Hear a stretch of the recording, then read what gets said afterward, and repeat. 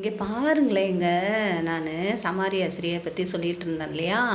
அதோட தொடர்ச்சி தான் இது. இப்போ அந்த சமாரி ஆசிரி தண்ணிக்கு வரும்போது ஏசப்பா பேசிக்கிட்டு இருக்கார் இல்லையா? இப்போ நினச்சி பாருங்களேன், அந்த அம்மா யாராக இருந்திருப்பாங்க? அவங்க 5 கல்யாணம் பண்ணி டைவர்ஸ்லாம் வாங்கியிருக்க மாட்டாங்க. நான் என்ன நினைக்கிறேன்னா, அவங்க அந்த 5 புருஷர்கள்னு சொல்லுவாங்க இல்லையா? அது அவங்களோட கடவுளாக இருக்கலாம். அதை பற்றி அவங்க ஊர் ஃபுல்லாக சொல்லி பிரசங்கம் பண்ணி சொல்லியிருந்துருந்துருக்கலாம். அவங்க இங்கே சொல்லும்போது இவர்கிட்ட வழக்காடியிருக்கலாம். இவர் தண்ணி கேட்கும்போது நீங்கள் எப்படி குடிப்பீங்க அப்படின்னா அவங்க கடவுளை பற்றி சொல்லியிருக்கலாம். இவரோட இதை பற்றி விளக்கம் சொல்லியிருக்கலாம். உடனே அவர் என்ன செஞ்சுருப்பாங்க, ஆமாம் நான் மேசியாவை கண்டேன்.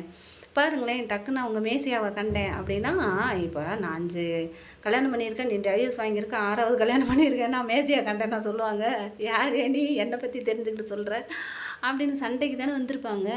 ஆனால் அவங்க டக்குன்னு மேசியாவை கண்டேன்னு சொல்கிறாங்க இல்லையா? அப்படியே அவங்க ஊருக்குள்ளே போய் சொல்கிறாங்க. ஊருக்குள்ளே போய் இப்போ பாருங்கள், இவர் சொன்னார் டைவர்ஸ் வாங்கினவங்கள வச்சு ஊழியம் செய்யலாம், அப்படி செய்யலாமா அப்படின்றது தான் அந்த வீடியோவில் அவர் கேட்டிருந்தாரு.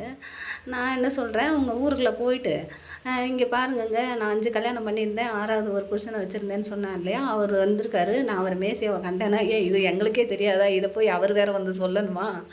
பைத்தியமா நீ அப்படின்னு சொல்ல மாட்டாங்களா? அதுக்கு தானே உன்னை ஊரை விட்டு ஒதுக்கி வச்சுருக்கோம். மறுபடியும் இன்னொருத்தர் சொல்கிறான்னு சொல்கிற, இது எங்களுக்கு தெரியாதா? அப்படி தானே கேட்டிருப்பாங்க. இது ஆவிக்குரிய வாழ்க்கைங்க. அதனால் அவர் சொல்கிறாங்க, இந்த பாருங்கங்க, நான் இதை மாதிரி சொன்னேன், அவர் அப்படி எனக்கு விளக்கம் சொன்னார் அப்படின்னு போய் சொல்லவும் அவங்க ஓடி பார்க்குறாங்க. பார்த்துட்டு சொல்கிறாங்க, ஆமாம் இவர் மேசியா தான், நீ சொன்னதை பார்க்கல இன்னும் அதிகமாக இருக்குது அப்படின்னு சொல்கிறாங்க. அப்போ ஆவிக்குரிய வாழ்க்கையை தானே சொல்லியிருக்கணும் அந்த இடத்துல. இல்லை புருஷனை பற்றி சொல்லியிருந்தா தான் அந்த ஊர் ஃபுல்லாக தெரிஞ்சிருக்குவேன். இது எங்களுக்கு தெரியாது, அவர் வேறு சொல்லணுமா? இவர் எப்படி கடவுள்னு சொல்கிறேன், சண்டைக்கு வந்துட மாட்டாங்களா? நீங்கள் நினச்சி பாருங்களேன், நம்ம போய் ஒரு சுவிசேஷம் சொல்கிறோன்னு வச்சுக்கோங்களேன், அப்போ அவங்க ஒரு பாவத்தில் இருக்காங்க. பாவம்னு நம்ம சொல்ல முடியாது, அது அவங்களோட இஷ்டம். அப்போ போய் நம்ம கடவுளை பற்றி பெருமையாக சொல்லணும்.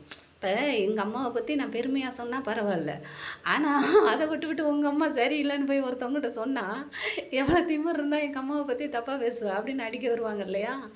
அப்படி தாங்க. இப்போ அவங்கள போய் சொல்லுவோம்ல, நீங்கள் இவ்வளோ பெரிய பாவத்தில் இருக்கீங்கன்னா, ஆமாம் நீ ஒழுங்கு, நீ எனக்கு சொல்ல வந்துட்டியா அப்படி தானே சொல்லுவாங்க.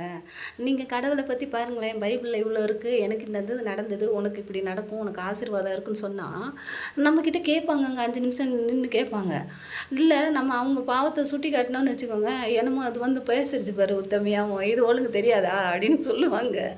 அப்படி தானே? அது கூட ஏசப்பா ஒரு இடத்துல சொல்லியிருப்பார் பாருங்களேன்.